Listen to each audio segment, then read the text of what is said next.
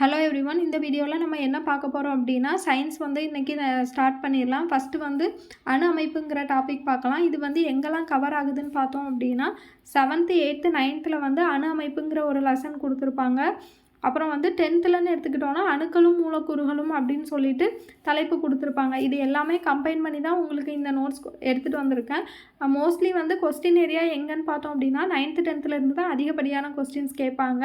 6th 8th வரைக்கும் அந்த topic இருந்துச்சு அப்படின்னா அதில் கொஸ்டின் ஏரியா என்னவோ அதை மட்டும் நம்ம படிச்சுக்கிட்டாலே போதும். ஃபுல்லாக எல்லாமே படிச்சுட்டு இருந்தோம் அப்படின்னா நமக்கு டைம் இருக்காது, ரிவைஸ் பண்ணவும் முடியாது. தேவையானதை மட்டும் நம்ம சயின்ஸ் பொறுத்த அளவில் செலக்ட் பண்ணி படித்தாலே போதும். மோஸ்ட்லி வந்து 9th 10th உள்ள எந்த கண்டென்ட்டும் மிஸ் ஆகிருக்காது. 6th 8th வரைக்கும் உள்ள கொஸ்டின் ஏரியா எல்லாமே கவர் பண்ணி தான் நான் கொண்டு வந்திருப்பேன். இப்போ நம்ம வந்து ஸ்டார்ட் பண்ணலாம். ஃபஸ்ட்டு அணு அப்படின்னா என்னன்னு பார்த்தோன்னா, அணுங்கிறது வந்து இப்போ வந்து பிளக்க முடியும்னு கண்டுபிடிச்சிட்டாங்க. ஆனால் வந்து ஸ்டார்டிங் ஸ்டேஜில் அணுவை வந்து பிளக்க முடியாது அப்படின்னு சொல்லி குறிப்பிட்டாங்க. அணுங்கிறது அட்டாமஸ் அப்படின்னு சொல்லக்கூடிய கிரேக்க சொல்லிலிருந்து தான் பெறப்பட்டுச்சு. இதனுடைய பொருள் என்னன்னு பார்த்தோன்னா, உடைக்க இயலாத மிகச்சிறிய துகளை தான் என்ன சொல்லுவாங்க அப்படின்னா அணுன்னு சொல்லுவாங்க. அணுவினுடைய சராசரி விட்டம் பார்த்தோம் அப்படின்னா எவ்வளோ சின்னதாக இருக்குதுன்னு பாருங்கள். அதாவது 1 × 10⁻⁻9 மீட்டர். இது வந்து என்ன சொல்லுவாங்க அப்படின்னா ஒரு நேனோமீட்டர்னு சொல்லுவாங்க. அணுவினுடைய சராசரி விட்டம் எவ்வளோ இருக்குன்னு பார்த்தோம் அப்படின்னா ஒரு நேனோமீட்டர் அளவுக்கு தான் இருக்கும் அப்படின்னு சொல்கிறாங்க. அதாவது ஒரு நேனோமீட்டருங்கிறது வந்து 1 × 10⁻⁻9 மீட்டரை தான் வந்து நேனோமீட்டர் சொல்லுவாங்க. அப்படின்னா எவ்வளோ சின்னதாக இருக்கும்னு யோசித்து பார்த்துக்கணும். இப்போ பென்சிலுடைய சராசரி விட்டம் என்னன்னு பார்த்தோம் அப்படின்னா 1 × அதாவது அதில் உள்ள அந்த பென்சில் உள்ள அணுவில் உள்ள சராசரி விட்டம் என்னன்னு பார்த்தோம் அப்படின்னா 1 × 10⁻⁻2 மீட்டர். இரத்த சிவப்பணுன்னு எடுத்துக்கிட்டோம் அப்படின்னா 1 × 10⁻⁻4 மீட்டர். வைரஸ்ன்னு எடுத்துக்கிட்டோம் அப்படின்னா 1 × 10⁻⁻6 மீட்டர். தூசி துகள்னு எடுத்துக்கிட்டோம் அப்படின்னா 1 × 10⁻⁻7 மீட்டர். அணுன்னு எடுத்துக்கிட்டோம் அப்படின்னா அது நம்ம ஏற்கனவே பார்த்தாச்சு 1 × 10⁻⁻9 மீட்டர். இதை தான் வந்து ஒரு நேனோமீட்டர்னு சொல்லுவாங்க. இதை வந்து நம்ம ஈஸியாக ஞாபகம் வச்சுக்கலாம். இது வந்து நம்ம ஈஸியாக ஞாபகம் வச்சுக்கலாம். 2 4 6 அந்த மாதிரி இந்த ஒரு 3ஐயும் தனியாக ஞாபகம் வச்சுக்கோங்க.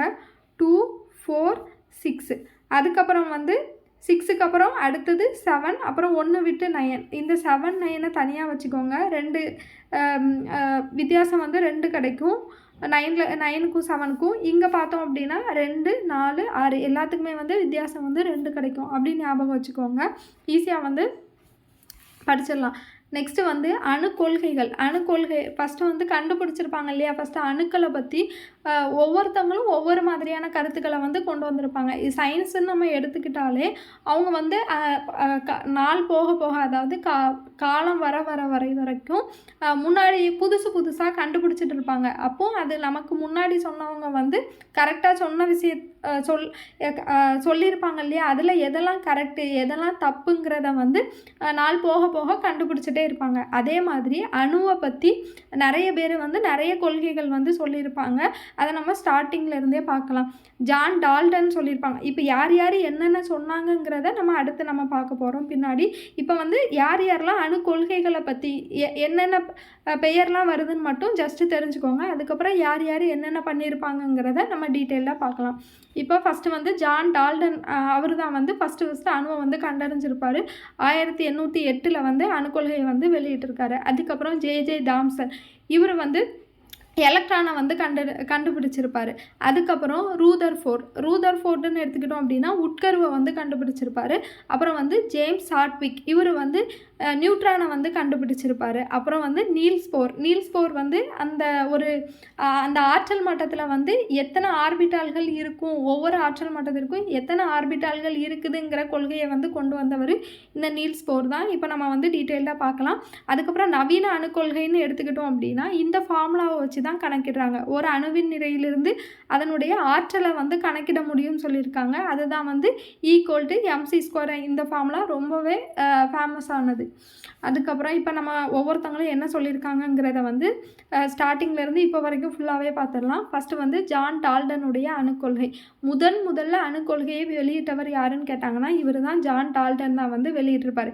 இவருடைய கருத்துக்கள் என்னென்னு பார்த்துடலாம். அதை மாற்றி அதுக்கப்புறம் ஒவ்வொருத்தங்களும் என்ன சொன்னாங்கங்கிறதையும் நம்ம பார்த்துடலாம். ஃபஸ்ட்டு வந்து டால்டனுடைய கருத்துக்கள் எடுத்துக்கலாம். அனைத்து பொருட்களும் அணு எனப்படும் மிகச்சிறிய துகள்களால் ஆனவைன்னு சொல்கிறாங்க. எல்லா பொருட்களுமே அணுன்னு சொல்லக்கூடிய மிகச்சிறிய, அதாவது எவ்வளோ பெரிய பொருட்களாக இருக்கட்டுமே அதை வந்து எவ்வளோ குட்டியாக நம்ம ஸ்ப்ளிட் பண்ணால் கூட லாஸ்ட்டு வந்து ஸ்ப்ளிட் பண்ண முடியாத ஒரு துகள் இருக்கும் இல்லையா, அதை தான் வந்து அணு அப்படிங்கிற மாதிரி சொல்லியிருப்பாங்க.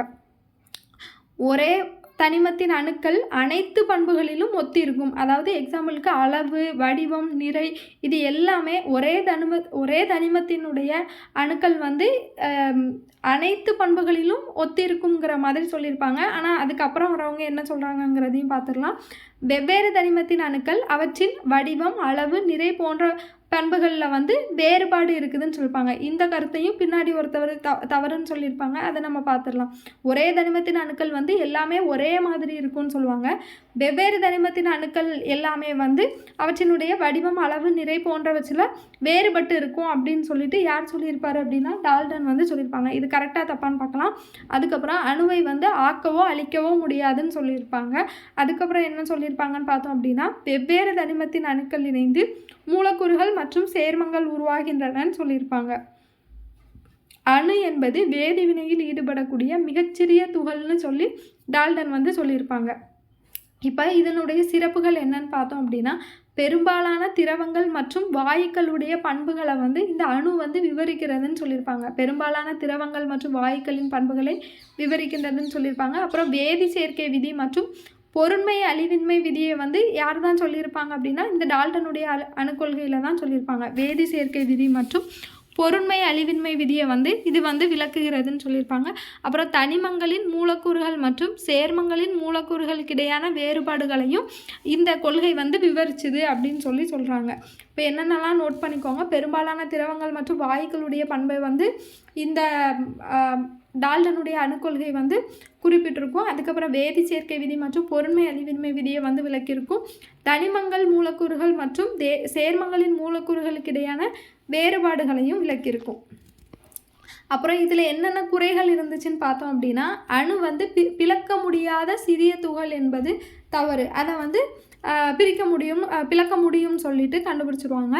அப்புறம் ஒரு தனிமத்தின் அணுக்கள் வெவ்வேறு அணு நிறையை பெற்றுள்ளன. அதாவது இப்போ நம்ம பார்த்தோம் இல்லையா, அதில் என்ன சொல்லியிருப்பார் அப்படின்னா ஒரு தனிமத்தின் அணுக்கள் வந்து ஒரே மாதிரியான அளவு, வடிவம், நிறையெல்லாம் வந்து பெற்றிருக்குன்னு அவர் சொல்லியிருப்பார். ஆனால் வந்து அது தவறு. அதை தான் என்ன சொல்லுவோம் அப்படின்னா ஐசோடோப்புகள். அதை நம்ம லாஸ்ட்டு பார்க்கலாம். ஐசோடோப்னா என்ன, ஐசோபார்னா என்ன, ஐசோடோன்கள்னா என்ன அப்படிங்கிறத நம்ம பின்னாடி பார்க்கலாம். இப்போவே சொன்னால் உங்களுக்கு கன்ஃபியூஸ் ஆயிரும். அதுக்கப்புறம் வெவ்வேறு தனிமத்தின் அணுக்கள் வந்து ஒரே அணு நிறையை பெற்றுள்ளன. அதுக்கு எடுத்துக்காட்டு என்னன்னு பார்த்தோம்னா ஐசோபார்கள். அதுக்கு எடுத்துக்காட்டோட நம்ம பின்னாடி பார்க்கலாம். ஒரு தனிமத்தின் அணுக்கள் வெவ்வேறு அணு நிறையை பெற்றிருக்கும் அப்படிங்கிறது வந்து ஐசோடோப்பு. வெவ்வேறு தனிமத்தின் அணுக்கள் வந்து ஒரே அணு நிறையை பெற்றுள்ளன. இதுக்கு எடுத்துக்காட்டு வந்து ஐசோபார். நம்ம டீட்டெயிலாக பார்க்கலாம் பின்னாடி. ஒரே மாதிரியான அணுக்களால் உருவாக்கக்கூடிய பொருட்கள் வெவ்வேறு பண்புகளை பெற்றிருக்கின்றன. எடுத்துக்காட்டு நிலக்கரி, கிராஃபைட், வைரம். இது எல்லாமே வந்து கார்பனால் தான் ஆனது. ஆனால் வந்து அணுக்கள் வந்து ஒரே மாதிரியான அணுக்களால் உருவாக்கக்கூடிய பொருட்கள் வெவ்வேறு பண்புகளையும் பெற்றிருக்கும். அதுதான் எல்லாமே வந்து கார்பனால். ஆனால் எல்லாமே ஒரே பொருள் நம்ம சொல்ல முடியாது இல்லையா. கார்பனால் ஆனது தான் நிலக்கரியாக இருக்கட்டும், கிராஃபைட்டாக இருக்கட்டும், வைரமாக இருக்கட்டும், நிறைய பொருட்கள், எண்ணற்ற பொருட்கள்னு சொல்லலாம். எல்லாமே வந்து கார்பனால் தான் நிறைஞ்சிருக்கு. அதுக்கப்புறம் இவருடைய கொள்கைக்கு அப்புறம் யாருடைய கொள்கை நம்ம பார்க்கணும் அப்படின்னா தாம்சனுடைய அணுக்கொள்கை. இவருக்கு வந்து 1906 வந்து நோபல் பரிசு கொடுத்துருப்பாங்க. இவர் தான் வந்து ஃபஸ்ட்டு எலக்ட்ரானை வந்து கண்டறிந்தவர். யாருன்னு கேட்டாங்க அப்படின்னா தாம்சன் தான் வந்து கண்டறிஞ்சிருப்பார். தர்பூசணி மாதிரி, அதாவது இவர் என்ன சொல்லியிருப்பாருன்னு பார்த்தோம் அப்படின்னா அதாவது ஒரு தர்பூசணி பழம் எடுத்துக்கிட்டோம் அப்படின்னா அதில் நிறைய அங்கங்கே விதைகள் வந்து பொதிஞ்சிருக்கும் இல்லையா. அந்த மாதிரி ஒரு அணுவில் வந்து எலக்ட்ரான்கள் அங்கங்கே புதஞ்சு இருக்குது அப்படின்னு சொல்லியிருப்பாங்க. அதில் அந்த தர்பூசணி பழத்தில் உள்ள சிவப்பு பகுதி வந்து நேர் மின்னோட்டம்னும் அதில் வந்து விதைகள் இருக்கும் இல்லையா அதை வந்து எதிர் மின்னோட்டம்னும் யார் சொல்லியிருப்பாங்கன்னு பார்த்தோம் அப்படின்னா தாம்சன் சொல்லியிருப்பாங்க. அதாவது என்னன்னு பார்த்தோன்னா, ஒரு தர்பூசணி பழத்தை வந்து 2ஆக கட் பண்ணி பார்த்தோம் அப்படின்னா அதில் வந்து அதிகப்படியான பகுதி எப்படி இருக்கும்? சிவப்பு பகுதி. அதை தான் வந்து புரோட்டான் சொல்லியிருப்பாங்க. எலக்ட்ரான்னு எதை சொல்கிறாரு? அங்கே விதை வந்து அங்கங்கே புதைஞ்சிருக்கும் இல்லையா? அந்த விதையை தான் வந்து எலக்ட்ரான். அங்கங்கே எதிர்மின்னோட்டம் இருக்குது, பெரும்பாலான பகுதி வந்து நேர்மின்னோட்டத்தால் தான் இருக்குதுங்கிறத அந்த எலக்ட்ரான் இருக்குது அப்படின்னு சொல்லி கண்டுபிடிச்சவர் யாருன்னு பார்த்தோம்னா தாம்சன் வந்து சொல்லியிருப்பார். இதுலேயும் நிறைய குறைகள் இருக்கும். என்னென்ன குறைகள் பார்த்தோம் அப்படின்னா, இவர் வந்து நியூட்ரான்களை குறிப்பிட்டு கூறியிருக்க மாட்டார். அப்புறம் என்னன்னு பார்த்தோன்னா, நேர்மின்னோட்டம் பெற்ற கோளம் எவ்வாறு எதிர்மின்னோட்டம் பெற்ற எலக்ட்ரான்களை ஈர்த்து மின் நடுநிலைத்தன்மை அடைவதிலிருந்து தன்னை பாதுகாத்து கொள்கிறது என்பதை இவரால் விளக்க முடியலைன்னு சொல்லியிருக்காங்க. அதை நம்ம வந்து பின்னாடி பார்க்கலாம். அப்புறம் வந்து ரூதர்ஃபோர்டுடைய அணுக்கொள்கைன்னு எடுத்துக்கிட்டோம் அப்படின்னா, இவர் 1911 வந்து அவருடைய அணுக்கொள்கையை வந்து குறிப்பிடுவார். இவர் வந்து நியூசிலாந்து நாட்டை சார்ந்தவர். இவரை தான் வந்து ரூதர்ஃபோர்டை தான் என்ன சொல்கிறாங்க அப்படின்னா அணுக்கரு இயற்பியலின் தந்தை அப்படின்னு சொல்லுவாங்க. ரொம்பவே முக்கியமான கொஸ்டின், நோட் பண்ணி வச்சுக்கோங்க. அணுக்கரு இயற்பியலின் தந்தை யாருன்னு கேட்பாங்க. ரூதர்ஃபோர்டு தான் அணுக்கரு இயற்பியலின் தந்தை. இவர் தான் வந்து உட்கருவை வந்து கண்டுபிடிச்சிருப்பார். தங்க தகட்டின் வழியே ஆல்ஃபா கதிரை பயன்படுத்தி உட்கருவை கண்டறிந்தார். இதை பாருங்கள், இதுதான் ஒரு இதுதான் ஒரு தங்க தகடுன்னு எடுத்துக்கோங்க. இதில் வந்து ஆல்ஃபா துகளை வந்து செலுத்துவார். சில ஆல்ஃபா துகள்கள் வந்து ஸ்ட்ரெயிட்டாக போயிடும், சில துகள்கள் வந்து லைட்டாக டீவியேட் ஆகும், அதாவது விலகி போகும். அப்போ இதிலேருந்து என்ன கண்டுபிடிக்கிறாருன்னு பார்த்தோம் அப்படின்னா, பெரும்பாலான ஆல்ஃபா துகள்கள் தங்க தகட்டினுள் ஊடுருவி செல்கின்றன. ஏன்னா அதில் பெரும்பாலும் வெற்றிடம் இருக்குது, அதனால் அது வந்து ஈஸியாக ஊடுருவி போகுது அப்படின்னு. அதாவது ஒரு தங்க தகட்டை எடுத்துக்கிறாரு, அதில் ஆல்ஃபா கதிரை வந்து செலுத்தும் போது நிறைய வெற்றிடம் தான் இருக்கும், அதனால் அது அப்படியே ஊடுருவி அடுத்த சைடுக்கு போயிடும். ஆனால் ஒரு சிலது அந்த சென்டர் பக்கத்தில் உள்ள ஒரு சிலது மட்டும் அந்த சைடு போகாமல், அதாவது ஸ்ட்ரெயிட்டாக போகாமல் லைட்டாக வந்து விலகும். அதுக்கு காரணம் என்ன அப்படின்னா, அதில் வந்து உட்கரு இருக்குது அப்படிங்கிறத வந்து கண்டுபிடிக்கிறாரு. இந்த உட்கருவில் மட்டும் ஏதாவது இந்த உட்கருவில் கரெக்டாக பட்டுச்சு அப்படின்னா அது ரிட்டன் வந்து திருப்பி வந்துடுது. இதுக்கு என்ன காரணம் அப்படின்னு யோசிக்கும் போது தான் அப்போ உள்ளே வந்து ஏதோ இருக்குது, உட்கரு இருக்குது அப்படிங்கிறத வந்து கண்டுபிடிப்பார். பெரும்பாலான துகள் வந்து வெற்றிடம் இருக்கிறதுனால கிராஸ் ஆகி போயிடுது, ஒரு சிலது வந்து விலகல் அடையும். இப்படி இதில் வந்து இது பக்கத்தில் போகும்போது விலகல் அடையும், ஒரு சிலது வந்து விலகல் அடைஞ்சு செல்லும். இதுக்கு காரணம் என்னென்னா உட்கரு இருக்குது. ஒரு சிலது அந்த கரெக்டாக அந்த உட்கருவில் படும்போது அது ஸ்ட்ரெயிட்டாக வந்து திரும்பி வந்துடுது. இதெல்லாம் வச்சு தான் அவர் வந்து உள்ள உட்கரு இருக்குதுங்கிறத வந்து கண்டுபிடிக்கிறாரு. அதுதான் இதில் 3 பாயிண்ட் வந்து கொடுத்துருப்பாங்க. பெரும்பாலான ஆல்ஃபா துகள்கள் தங்க தகட்டினுள் ஊடுருவி நேர்கோட்டு பாதையில் செல்கின்றன. சில ஆல்ஃபா துகள்கள் சிறு கோணத்தில் விலகல் அடையுது. மிக குறைந்த ஆல்ஃபா துகள்கள் வந்த பாதையிலேயே திரும்பி அனுப்பப்பட்டது. அதுக்கு காரணம் என்னன்னு கண்டுபிடிக்கிறாரு, உள்ள உட்கரு இருக்குது அப்படின்னு கண்டுபிடிக்கிறாரு. இதை வச்சு தான் ரூதர்ஃபோர்டுடைய கருத்துக்கள் பாருங்கள். அணுவின் பெரும்பகுதி வந்து வெற்றிடமாக இருக்குது, மையத்தில் உள்ள அதிக நேர்மின் சுமையுடைய பகுதி உட்கரு. அதாவது உட்கரு வந்து அதிக நேர்மின் சுமையுடைய பகுதின்னு சொல்கிறாரு. உட்கருவினுடைய அளவு வந்து மிகச்சிறியது இருக்குது, ஏன்னா பெரும்பாலானவை வந்து ஊடுருவி போயிடுச்சு, ஒரு சிலது விலகல் அடையுது, ரொம்ப மிக கம்மியானது மட்டும்தான் திருப்பி வருது. அப்படிங்கும்போது அதனுடைய அளவு வந்து ரொம்பவே சின்னதாக தான் இருக்க முடியும் அப்படிங்கிறத வந்து கண்டுபிடிக்கிறாங்க. எலக்ட்ரான்கள் வந்து உட்கருவை சுற்றி வரும் பாதை தான் என்ன சொல்கிறாங்க அப்படின்னா ஆர்பிட்னு சொல்கிறாங்க. நம்ம பார்ப்போம், இதை வந்து நம்ம டீட்டெயில்டாகவே பார்ப்போம். இது உட்கருன்னு எடுத்துக்கிட்டோன்னா KLMN இந்த ஆற்றல் மட்டங்களை வச்சு நம்ம பார்க்க போகிறோம். அதை நம்ம அப்புறமா பார்க்கலாம். இப்போ ஜஸ்ட்டு இந்த வார்த்தைகளை மட்டும் தெரிஞ்சுக்கலாம். அதுக்கப்புறம் வந்து அணு வந்து நடுநிலை வாய்ந்ததுன்னு சொல்கிறாங்க.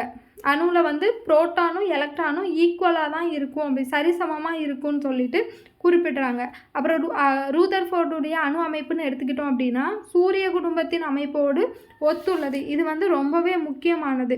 அதாவது சூரியனை மையமாக வச்சு தான் மற்ற கிரகங்கள் வந்து சுற்றுற மாதிரி சுற்றுற மாதிரி உட்கருவை வந்து மையமாக வச்சு தான் இந்த ஆற்றல் மட்டங்கள் வந்து சுற்றுதுங்கிற மாதிரி ரூதர்ஃபோர்டுடைய அணு அமைப்பு விளக்கியிருப்பதா சொல்லியிருப்பாங்க. யாருடைய அணு அமைப்பு சூரிய குடும்பத்தில் உள்ள அமைப்போடு ஒத்துள்ளதுன்னு கேட்டாங்க அப்படின்னா ரூதர்ஃபோர்டுடைய அணு அமைப்பு தான். அது நம்ம வந்து நல்லா தெரிஞ்சுக்கணும். அப்புறம் குறைகள்னு எடுத்துக்கிட்டோம் அப்படின்னா அணுவின் நிலைப்புத்தன்மையை வந்து விவரிக்க இயலவில்லை. அது வந்து எவ்வளோ நிலைப்புத்தன்மை இருக்குது அப்படிங்கிறத வந்து இவரால் விவரிக்க முடியாது. இது வந்து ரொம்ப பெரிய ட்ராபேக்காக பார்க்கப்பட்டுச்சு. இதுக்கப்புறம் யார் வராங்கன்னு பார்த்தோம் அப்படின்னா ஜேம்ஸ் ஹாட்விக்னு சொல்லக்கூடியவங்க வராங்க. இவர் தான் வந்து நியூட்ரானை வந்து கண்டறிஞ்சிருப்பார். 1932 கண்டறிஞ்சிருப்பார். நியூட்ரான் வந்து இது வந்து மின்சுமை அற்றதுங்கிறது. ஃபஸ்ட்டு நியூட்ரானை வந்து எப்படி கண்டுபிடிக்கிறாருன்னு பார்த்தோம் அப்படின்னா அவர் வந்து தங்கத்தகட்டில் வந்து ஆல்ஃபா கதிரை வந்து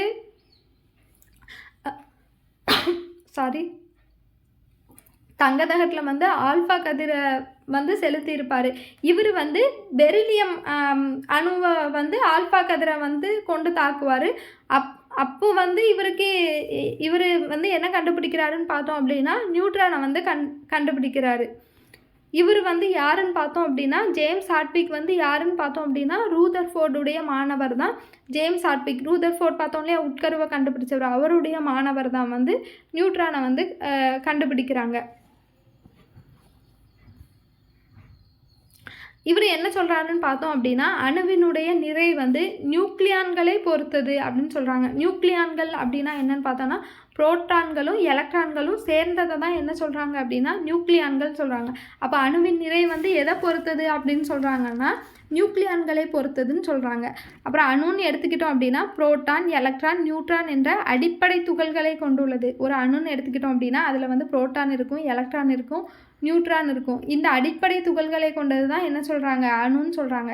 இப்போ தனிமம்னு எடுத்துக்கிட்டோம் அப்படின்னா அணுக்களுடைய கட்டமைப்பு எப்படி இருக்குன்னு கொடுத்துருக்காங்க பாருங்கள். ஃபஸ்ட்டு வந்து 118 தனிமங்கள் வந்து இருக்கிறதா சொல்லியிருக்காங்க. அதில் வந்து 92 இயற்கை தனிமங்களும் 26 செயற்கை தனிமங்களும் இருக்கிறதா சொல்லியிருக்காங்க.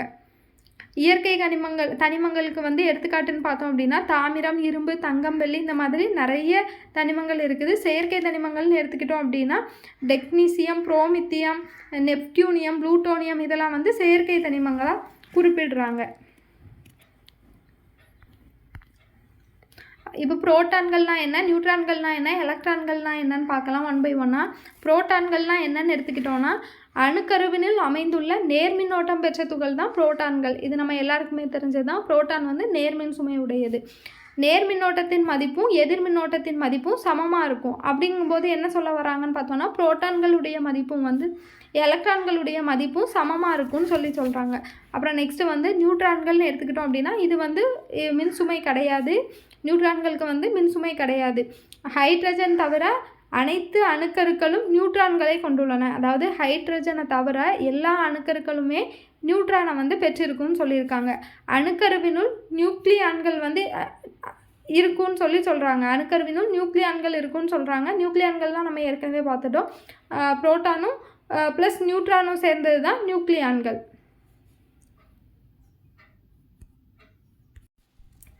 இப்போ வந்து நெக்ஸ்ட் என்ன பார்க்கணும் அப்படின்னா எலக்ட்ரான்கள்லாம் என்னன்னு பார்க்கணும். நேர்மின்னோட்டம் கொண்டதுன்னா புரோட்டான், எதிர்மின்னோட்டம் கொண்டதுன்னா எலக்ட்ரான், மின்சுமை அற்றது வந்து நியூட்ரான். எலக்ட்ரான்கள்லாம் என்ன சொல்கிறாங்கன்னா எதிர்மின்னோட்டம் பெற்ற துகள் ஒரு குறிப்பிட்ட வட்ட பாதையில் அணுக்கருவினை சுற்றி வருகின்றனன்னு சொல்கிறாங்க. எலக்ட்ரான்கள் வந்து ஒரு குறிப்பிட்ட வட்ட பாதையில் அணுக்கருவை சுற்றி வருகின்றன. இதை தான் வந்து நம்ம நீல்ஸ் போர் கொள்கை மூலமாக டீட்டெயில்டாக பார்க்க போகிறோம். இப்போ ஒரு அணுவின் நிறைன்னு எப்படி கண்டுபிடிக்கிறாங்க அப்படின்னா புரோட்டான்கள் ப்ளஸ் நியூட்ரான்களுடைய நிறை தான் ஒரு அணுவினுடைய நிறைன்னு சொல்கிறாங்க. அது நம்ம வந்து டீட்டெயில்டாக நம்ம பார்க்க போகிறோம். அதுக்கப்புறம் வெளியில் உள்ள எலக்ட்ரான்கள், வெளிக்கூட்டில் உள்ள எலக்ட்ரான்களுக்கும் உட்கருவில் உள்ள புரோட்டான்களுடைய நிறை வந்து சமமாக இருக்குன்னு சொல்கிறாங்க. வெளிக்கூட்டில் உள்ள எலக்ட்ரான்களும் உட்கருவில் உள்ள புரோட்டான்களும் ஈக்குவலாக இருக்குன்னு சொல்கிறாங்க. இப்போ நம்ம வந்து பார்க்கலாம் ஒவ்வொன்றுக்கும் எவ்வளோ நிறை இருக்குதுங்கிறத நம்ம பார்த்துடலாம். அடிப்படை துகள்களின் மின்சுமை மற்றும் நிறை, அதாவது புரோட்டான்கள் எவ்வளவு, நியூட்ரானுக்கு எவ்வளவு, எலக்ட்ரானுக்கு எவ்வளவுங்கிறத பார்க்க போகிறோம். புரோட்டானை யார் கண்டறிந்தாங்க? கோல்ட்ஸ்டீன் கண்டறிந்திருப்பாங்க. எலக்ட்ரானை வந்து ஜே தாம்சன் கண்டறிந்திருப்பாங்க. நியூட்ரானை வந்து ஜேம்ஸ் ஹாட்விக் வந்து கண்டறிந்திருப்பாங்க. இதனுடைய புரோட்டானுடைய குறியீடுன்னு எடுத்துக்கிட்டோம் அப்படின்னா அதாவது புரோட்டானை வந்து எப்படி குறிப்பிடுவாங்க அப்படின்னா 1H1 அப்படின்னு சொல்லி குறிப்பிடுவாங்க. இது வந்து பாசிட்டிவ் சார்ஜ், அதனால் +1 போட்டிருக்காங்க. இதனுடைய நிறை என்னன்னு பார்த்தோம் அப்படின்னா 1.6. அதாவது அக்யூரேட்டாக வந்து சொல்ல முடியலைனாலும் ஒரு தோராயமாக வந்து புரோட்டான்களுடைய நிறையும் நியூட்ரான்களுடைய நிறையும் வந்து கிட்டத்தட்ட சேமாக தான் இருக்கும். 1.6 புரோட்டான்களுடைய நிறைன்னு எடுத்துக்கிட்டோம் அப்படின்னா 1.6726 × 10⁻². நியூட்ரான் எடுத்துக்கிட்டோம் அப்படின்னா 1.6749 × 10⁻². அதாவது ரெண்டுமே 1.6 அந்த அளவு நம்ம ஞாபகம் வச்சுக்கிட்டாலே போதும். அப்புறம் எலக்ட்ரான்னு எடுத்துக்கிட்டோம் அப்படின்னா 9.1093 × 10⁻³ அளவு நிறை கொண்டது. இது வந்து பாசிட்டிவ் புரோட்டான் வந்து பாசிட்டிவ் சார்ஜ், அதனால் வந்து +1 போட்டிருக்கோம். எலக்ட்ரான் வந்து நெகட்டிவ் சார்ஜ், அதனால் -1 போட்டிருக்கோம். நியூட்ரான் வந்து மின்சுமையற்றது, அதனால் 0 போட்டிருக்கோம். அதுக்கப்புறம் நீல்ஸ் போருடைய அணுக்கொள்கை. இவர் தான் வந்து ஆற்றல் மட்டத்தில் எந்த மாதிரி ஃபில் ஆகுது எலக்ட்ரான்கள்ங்கிறத வந்து குறிப்பிட்டிருப்பார். அதை நம்ம இப்போ பார்க்கலாம். எலக்ட்ரான்கள் தன் ஆற்றல் மட்டத்தில் சுற்றுகிறது. இவ்வட்ட பாதையை ஆர்பிட்டுகள் அல்லனா ஆற்றல் மட்டங்கள்னு குறிப்பிடுறாங்க. எலக்ட்ரான்கள் வந்து எப்படி இருக்குது, உள்ள தன் ஆற்றல் மட்டத்தில் சுற்றி கொண்டே இருக்கிறது. இவ்வட்ட பாதைகளை தான் என்ன சொல்கிறாங்க அப்படின்னா ஆர்பிட்டுகள் அல்லனா ஆற்றல் மட்டங்கள்னு சொல்கிறாங்க. ஒரே வட்ட பாதையில் எலக்ட்ரான்கள் சுற்றி வருகையில் ஆற்றலை இழப்பதோ ஏற்பதோ இல்லை. அதாவது ஒரே வட்டப்பாதையில் எலக்ட்ரானை வந்து சுற்றி வரும்போது அது வந்து தன்னுடைய ஆற்றலை வந்து இழக்கிறதோ இல்லைன்னா ஏற்கிறதோ இல்லைன்னு சொல்கிறாங்க. அடுத்த லைன் பாருங்கள். ஒரு ஆற்றல் மட்டத்தில் இருக்கும் எலக்ட்ரான்கள் உயர் அல்லது குறைந்த ஆற்றல் மட்டத்திற்கு நகரும் போது ஆற்றலை ஏற்கவோ இழக்கவோ செய்யும். அதாவது ஒரே வட்டப்பாதையில் சுற்றி வரும்போது ஆற்றலை வந்து இழக்கிறதோ ஏற்கிறதோ கிடையாது. ஆனால் ஒரு ஆற்றல் மட்டத்தில் இருக்கக்கூடிய எலக்ட்ரான்கள் உயர் அல்லது குறைந்த ஆற்றல் மட்டத்திற்கு நகரும் போது தான் ஆற்றலை வந்து ஏற்கவோ இழக்கவோ செய்யும். அதே ஆற்றல் மட்டத்துக்குள்ளே சுற்றிட்டு இருக்குது அப்படின்னா அது வந்து எலக்ட்ரானை ஏற்கவோ இழக்கவோ செய்யாது. ஒன்றுலேருந்து இன்னொரு இடத்துக்கு நகரும்போது தான் ஆற்றலை வந்து ஏற்கவோ இழக்கவோ செய்யும் சொல்கிறாங்க. இவ்வட்ட பாதைகள் 1 2 3 4 அல்லனா KLMN அந்த மாதிரி பெயரிடப்பட்டிருக்குது. இதுதான் வந்து நீல்ஸ் போருடைய கொள்கை. ரொம்ப ரொம்ப ரொம்ப முக்கியமானது. 2n² ஃபார்முலா தான் வந்து நீல்ஸ் போருடையது. இதை மையமாக வச்சு தான், இந்த ஃபார்முலாவை மையமாக வச்சு தான் ஆற்றல் மட்டத்தில் எவ்வளோ எலக்ட்ரான்கள் சுற்றிட்டு வர முடியும், மேக்ஸிமம் வந்து ஒவ்வொரு ஆற்றல் மட்டத்தினுடைய அளவு எவ்வளோ இருக்க முடியுங்கிறது இந்த ஃபார்முலாவை வச்சு தான் குறிப்பிட்டிருப்பாங்க நீல்ஸ் போர். இதை வந்து இந்த ஃபார்முலாவை வந்து குறிப்பிட்டவர் வந்து யாருன்னு பார்த்தோம் அப்படின்னா நீல்ஸ் போர் தான் குறிப்பிட்டிருப்பாங்க. அதாவது ஃபஸ்ட்டு ஆற்றல் மட்டம்னு எடுத்துக்கிட்டோம் அப்படின்னா அதாவது n = எத்தனை எலக்ட்ரான்கள் பார்த்தோம் எடுத்துக்கிட்டோம் அப்படின்னா n = 1 எடுத்துக்கிட்டோம் அப்படின்னா 2n². 2 அப்படியே வச்சுக்கோங்க. 1 ஸ்கொயர் பண்ணாலும் 1 தான் வரும். ஸோ இதனுடைய ஆன்சர் வந்து முதல் ஆற்றல் மட்டத்தில் ஆற்றல் மட்டத்தில் கே வந்து நான் n = 1ன்னு எடுத்துக்கிட்டோம் அப்படின்னா ஆற்றல் மட்டத்திற்கு அதனுடைய வேல்யூ என்ன வந்திருக்கு 2. அப்போ ஃபஸ்ட்டு இந்த ஆற்றல் மட்டத்தில் அதிகபட்சமாக எத்தனை எலக்ட்ரான்கள் இருக்க முடியும்னு கேட்டாங்க அப்படின்னா ஆற்றல் மட்டத்தில் 2 எலக்ட்ரான்கள் தான் இருக்க முடியும். அடுத்து நெக்ஸ்ட்டு வந்து 2n². அதாவது n இருக்க இடத்துல 2 சப்ஸ்டியூட் பண்ணோம் அப்படின்னா 2² அப்படி பார்க்கும்போது 2 × 2² எடுத்துக்கிட்டோம் அப்படின்னா 4. அப்படின்னா 2 × 4 என்ன வரும் அப்படின்னா 8 வரும். அடுத்து 3 சப்ஸ்டியூட் பண்ணி பார்க்கணும். அடுத்து 4 சப்ஸ்டியூட் பண்ணி பார்க்கணும். இந்த மாதிரி தான் ஆற்றல் மட்டங்கள். ஃபஸ்ட்டு எடுத்துக்கிட்டோம் அப்படின்னா 2. அடுத்து வந்து என்னென்ன எடுத்துக்கிட்டோம் அப்படின்னா அதாவது முதல் ஆற்றல் மட்டத்தில் இப்போ இங்கே உட்கரு இருக்குதுன்னு ஞாபகம் வச்சுக்கோங்க. முதல் ஆற்றல் மட்டத்தில் அதிகபட்சமாக 2 எலக்ட்ரான்கள் தான் ஃபில் ஆக முடியும். ரெண்டாவது ஆற்றல் மட்டத்தில் அதாவது இது வந்து ஆற்றல் மட்டம். அடுத்து வந்து ஆற்றல் மட்டம். ஆற்றல் மட்டத்தில் அதிகபட்சமாக 8 எலக்ட்ரான்கள் வந்து ஃபில் ஆக முடியும். 4 5 6 7 8. அடுத்து 18 எலக்ட்ரான்கள் வந்து ஃபில் ஆக முடியும். இந்த மாதிரி தான் ஃபில் ஆகிட்டே போகும். அதுக்கப்புறம் உட்கருவிற்கு அருகாமையில் இருக்கும் கூடு குறைந்த ஆற்றல் அதாவது LMN அடுத்தடுத்த உயர் ஆற்றல் மட்டம். உட்கருவிற்கு அருகாமையில் இருக்கக்கூடிய K கோடு வந்து குறைந்த ஆற்றல் மட்டத்தையும், அடுத்தடுத்து LMN அடுத்தடுத்து உயர் ஆற்றல் மட்டம் போயிட்டு இருக்கிறதுன்னு சொல்லுவாங்க. அது நம்ம ஏற்கனவே தெரிஞ்சது தான். அப்புறம் குறைபாடுகள்னு எடுத்துக்கிட்டோம் அப்படின்னா, ஹைட்ரஜன் போன்ற அயனிகளுக்கு மட்டும்தான் இது வந்து பொருந்தியதுன்னு சொல்கிறாங்க. ஹைட்ரஜன் போன்ற அயனிகளுக்கு மட்டும்தான் இது வந்து பொருந்துச்சு அப்படின்னு சொல்கிறாங்க. அதுக்கப்புறம் இப்போ அணு எண் மற்றும் நிறை எண்ணுனா என்னன்னு நம்ம தெரிஞ்சுக்கணும். இது வந்து நிறைய பேர் கன்ஃபியூஸ் பண்ணிப்பாங்க. அணு எண்ணுடைய அந்த லெட்டர் வந்து இசட்னு இருக்கும், நிறை எண்ணுக்கு வந்து ஏன்னு வச்சுருப்பாங்க. அதாவது அணு எண் வந்து ஏன் வச்சுருந்தா நமக்கு வந்து ஈஸியாக இருந்திருக்கும். ஆனால் அணு எண்ணினுடைய அந்த லெட்டர் வந்து என்ன வச்சுருக்காங்கன்னு பார்த்தோம் அப்படின்னா இசட்டுன்னு வச்சுருக்காங்க. எதனால் இசட்னு வச்சுருக்காங்கன்னு பார்த்தோம் அப்படின்னா, இந்த ஜெர்மானிய மொழியில் உள்ள அந்த ஷால் அப்படிங்கிற அந்த சொல்லுக்கு என்ன பொருள் பார்த்தோம் அப்படின்னா எண்ணுன்னு பொருள். அதனால அதை வந்து என்ன வச்சுருக்காங்க அப்படின்னா அணு எண்ணுன்னு அணு எண்ணுடைய அந்த குறியீடு வந்து என்ன வச்சுருக்காங்க அப்படின்னு பார்த்தோம்னா செட்டு வச்சுருக்காங்க.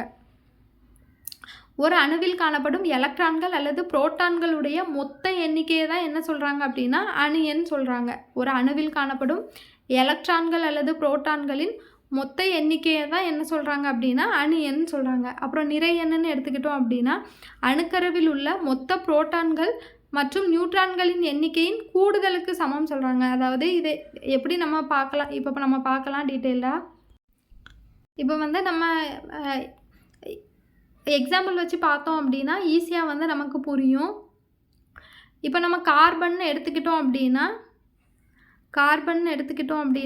இங்கே வந்து அணு எண் வந்து 6 இருக்கும், நிறை எண் வந்து 12 இருக்கும்.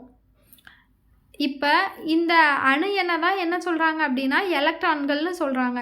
இந்த எலக்ட்ரான்களுக்கு ஈக்குவலாக புரோட்டான் இருக்கும். இங்கே வந்து செட்டு, இங்கே வந்து ஏ இருக்கும். அதாவது இது அணு எண், இது வந்து நிறை எண். புரிஞ்சிருக்கும்னு நினைக்கிறேன். இப்போ கார்பன் எடுத்துக்கிட்டோம் அப்படின்னா கார்பன் 6 12 இது வந்து எலக்ட்ரான்களுடைய எண்ணிக்கை. இந்த எலக்ட்ரான்களுக்கு எண்ணிக்கைக்கு ஈக்குவலாக தான் இங்கே வந்து என்ன இருக்கும் அப்படின்னா இந்த நிறை எண் இருக்கும். அதாவது இந்த ஃபார்முலா பாருங்கள், ஏ equal to be plus n. அதாவது நிறை எண் வந்து கீழே இருக்கிறது அணு எண், அது செட்டு, அது வந்து எலக்ட்ரான்களுடைய எண்ணிக்கை. அதை வந்து மறந்துடுங்க கீழே இருக்கிறத. இப்போ நிறை எண் வந்து எப்படி கண்டுபிடிக்கணும் அப்படின்னு பார்த்தோம்னா எலக்ட்ரான் எவ்வளோ இருக்குதோ அதுக்கு ஈக்குவலாக தான் புரோட்டான்களும் இருக்கும். அப்போ ரிமைனிங் இருக்கிறது என்னதாக தான் கண்டிப்பாக இருக்க முடியும், நியூட்ரான்கள் தான் இருக்க முடியும். அதை தான் வந்து கொடுத்துருக்காங்க. இந்த எக்ஸாம்பிள் பார்த்தோம்னா ஈஸியாக புரிஞ்சிடும். இங்கே வந்து கார்பன் இது வந்து அணு எண் தான் என்ன சொல்கிறாங்க அப்படின்னா எலக்ட்ரான் சொல்கிறாங்க. இங்கே நிறை எண் எப்படி கண்டுபிடிக்கணும், இங்கே எவ்வளவு எலக்ட்ரான் இருக்குதோ அதுக்கு ஈக்குவலாக தான் புரோட்டான் இருக்கும். அப்போது E ஈக்குவல் டு 6னா P ஈக்குவல் டு 6. அதுக்கப்புறம் எக்ஸ்ட்ரா வந்து 12 இருந்துச்சா, அதில் கார்பன் எடுத்துக்கிட்டோம் அப்படின்னா 12 இருந்துச்சா, அப்போ புரோட்டான்கள் வந்து 6 அப்படின்னா இதில் கொடுத்துருக்காங்க பாருங்கள், A equal to P plus neutron.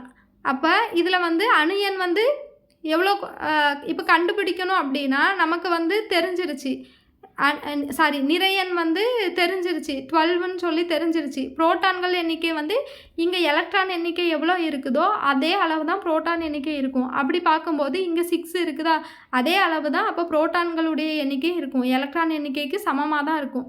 So இந்த நியூட்ரானை எப்படி கண்டுபிடிக்கலான்னு பார்த்தோம் அப்படின்னா அப்போ இந்த 12 - 6 ஈக்குவல் டு என். அப்போ 12ல் 6 போச்சு அப்படின்னா 6 இருக்கும். அப்போ நியூட்ரான்களுடைய எண்ணிக்கையும் என்ன தான் அப்படின்னு பார்த்தோம்னா இந்த சம்மில் வந்து 6 தான் வரும். இப்படி தான் நம்ம வந்து கண்டுபிடிக்கணும். இப்போ அடுத்து பெரிலியம்னு எடுத்துக்கிட்டோம் அப்படின்னா இதுதான் வந்து அணு எண். அணு எண்ணா என்ன, எலக்ட்ரான் வந்து 4 இருக்குது. அப்போ புரோட்டானும் எவ்வளோ தான் இருக்கும், 4 தான் இருக்கும். அப்போது புரோட்டான் 4 அப்படிங்கும்போது அப்போ நியூட்ரான் என்ன இருக்கும், டோட்டலாக வந்து 9 இருக்குது.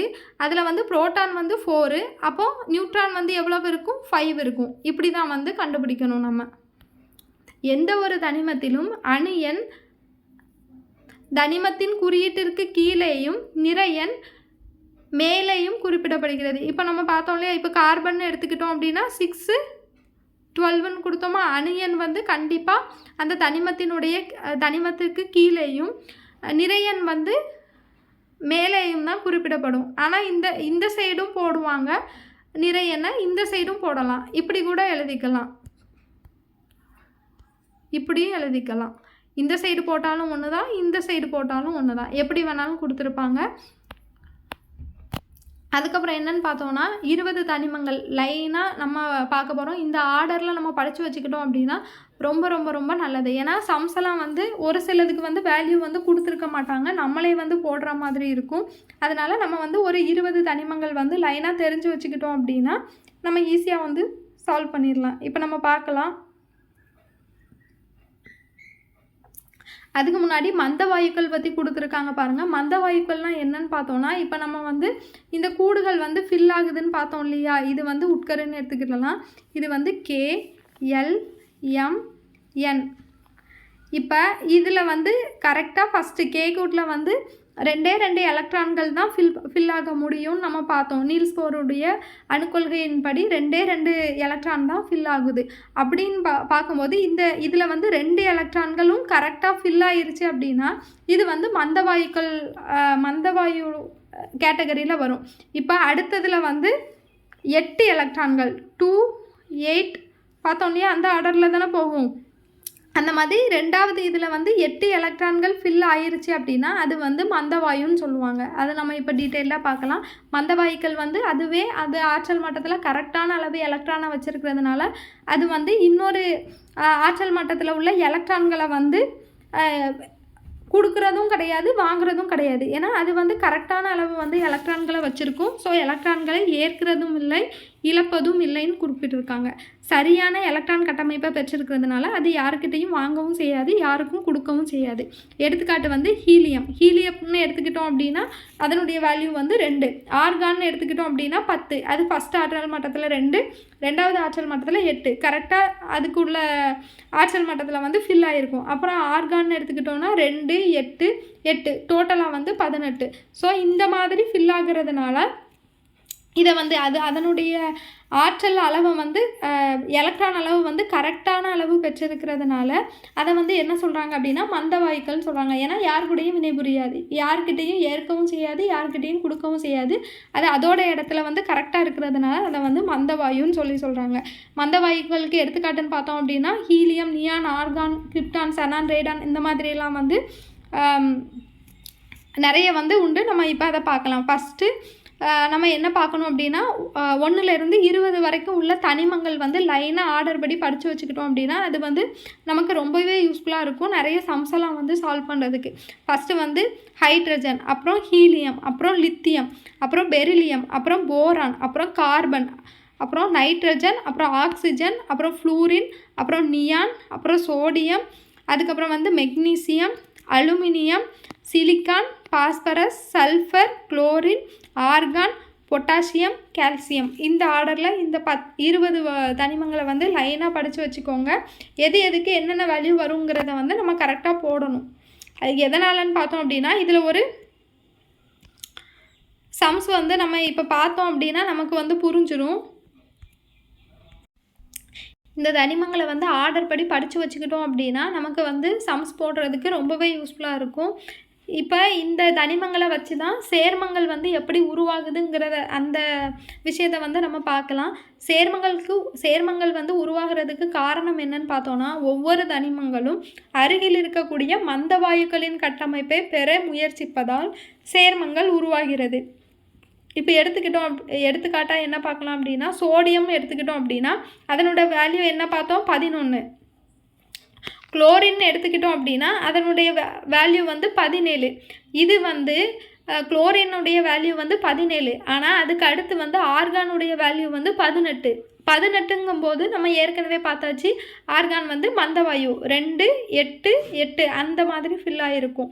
அப்படி பார்க்கும்போது இந்த ஆர்கானுடைய கட்டமைப்பை பெறுறதுக்கு இந்த மந்தவாயு மாதிரி ஆகிறதுக்கு குளோரினும் முயற்சி பண்ணும். அப்படின்னா என்ன பண்ணணும் அப்படின்னா, இதில் வந்து 17 எலக்ட்ரான் இருக்குது. அப்போ இன்னொன்று வாங்கிட்டு அப்படின்னா 18 வந்துருமா? அப்போ இதுவும் வந்து ஒரு மந்தவாயுவாக மாறுறதுக்கு ட்ரை பண்ணும். அப்படி இதுக்கு வந்து ஒன்றே ஒன்று வந்து வேணும். ஒன்றே ஒன்று வந்து யார் வச்சுருப்பாங்கன்னு பார்த்தோம் அப்படின்னா, யாருக்கிட்ட ஒன்று எக்ஸ்ட்ரா இருக்குன்னு பார்த்தோம் அப்படின்னா, சோடியம் கிட்ட வந்து 1 எக்ஸ்ட்ரா இருக்கும்.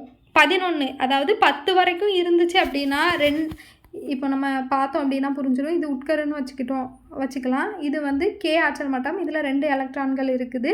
அடுத்து என்ன? L, இதில் வந்து 8 இருக்குது. இப்போ 10 ஆயிடுச்சா? 2, 8, 10. அடுத்து என்னது? அடுத்த ஆற்றல் மட்டத்தில் ஒன்றே ஒன்று மட்டும் எக்ஸ்ட்ரா இருக்குது. இப்போது இந்த ஒன்றே ஒன்றை வந்து கொடுத்துருச்சு அப்படின்னா இதுவும் வந்து இந்த சோடியமும் மந்தவாயுவாக மாறிடும். குளோரினுக்கு வந்து குளோரின் எடுத்துக்கிட்டோம் அப்படின்னா டோட்டலாக வந்து 17 இருக்கும். ஃபஸ்ட் ஆற்றல் மட்டத்தில் 2, அடுத்த ஆற்றல் மட்டத்தில் 8, 1 2 3 4 5 6 7 8. அடுத்த ஆற்றல் மட்டத்தில் 7 இருக்கும். 1 2 3 4 5 6 7. அப்போ இன்னும் ஒன்றே ஒன்று மட்டும் குளோரினுக்கு எக்ஸ்ட்ரா தேவைப்படும். அந்த ஒன்று யார் வச்சுருக்காங்கன்னு பார்த்தோம் அப்படின்னா சோடியம் வந்து வச்சுருக்கும். அதனால சோடியம் வந்து ஒன்றை கொடுக்கறதுக்கு நினைக்கும், குளோரின் வந்து ஒன்றை வாங்கிறதுக்கு நினைக்கும். அப்படி ரெண்டுமே நினைக்கும் போது தான் இது ரெண்டும் ஒன்றா சேர்ந்து தான் உப்பு வந்து நமக்கு உருவாகுது. சோடியம் குளோரைடு உப்பு அதை தான் வந்து கொடுத்துருக்காங்க. அப்புறம் யூகாவா விசை பற்றி சொல்லியிருப்பாங்க பாருங்கள். இது வந்து ரொம்பவே வலிமையானதுன்னு சொல்கிறாங்க. புரோட்டான்களையும் நியூட்ரான்களையும் இணைக்கக்கூடிய விசையை தான் என்ன சொல்கிறாங்க அப்படின்னா யூகாவா விசை அப்படின்னு சொல்கிறாங்க. நெக்ஸ்ட்டு வந்து என்ன நம்ம பார்க்கணும் அப்படின்னு பார்த்தோன்னா இணைதிறன் எலக்ட்ரான்கள்லாம் என்னன்னு பார்க்கணும். இப்போவே வந்து வீடியோ வந்து ரொம்ப லெங்க்த்தாக போயிட்டு இருக்குது. ரிமைனிங் உள்ளது வந்து நம்ம நெக்ஸ்ட் பார்ட்டில் பார்க்கலாம். தேங்க்யூ.